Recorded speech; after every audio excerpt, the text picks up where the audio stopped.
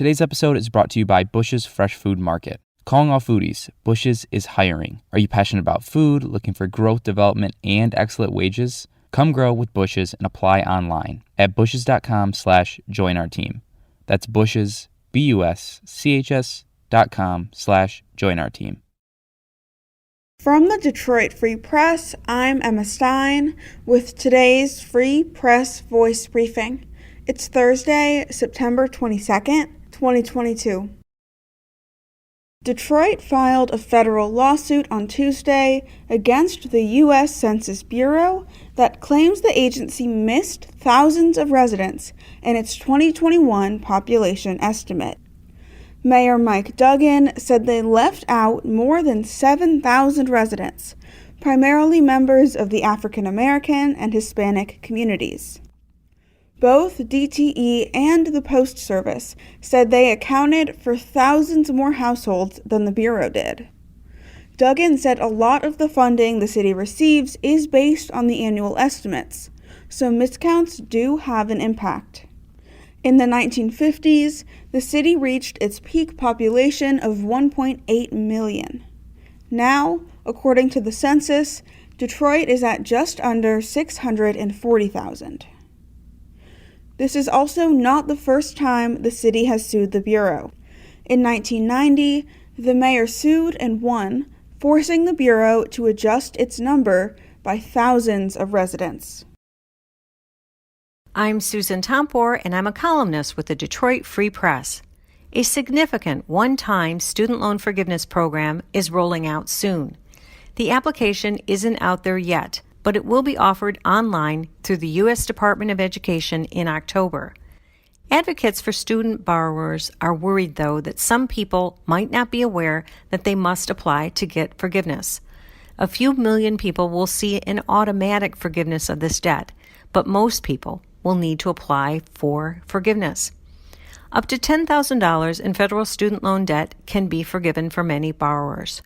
And those who had Pell Grants in college might even see up to $20,000 in federal debt forgiven. Yet there's a growing concern that some social media posts are offering some very bad information. The forgiven debt in this program won't count as income on your federal income tax return. That's unlike what some social media posts are trying to make you believe. Some states, including Michigan, will not treat the forgiven debt as forgiven income on your state income tax return, so you won't be taxed in Michigan either.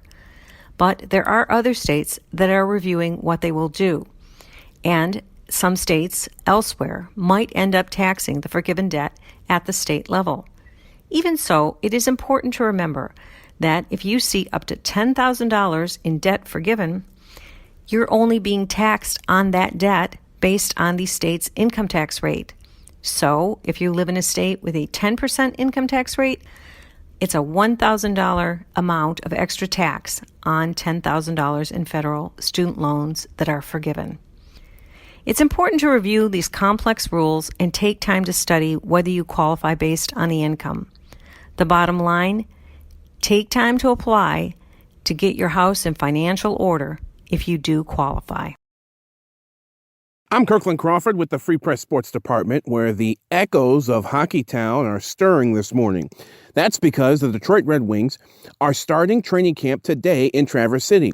This season is a pivotal one for the Winged Wheelers. Steve Yzerman has put his team through an extreme makeover with several new forwards, new defensemen, a new goalie, and more importantly, a new head coach.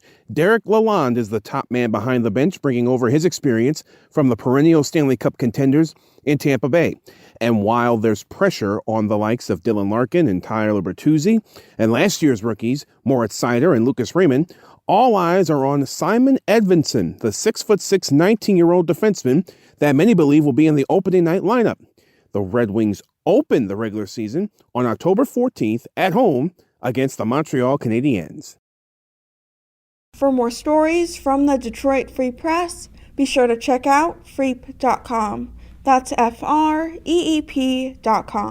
I'll see you tomorrow.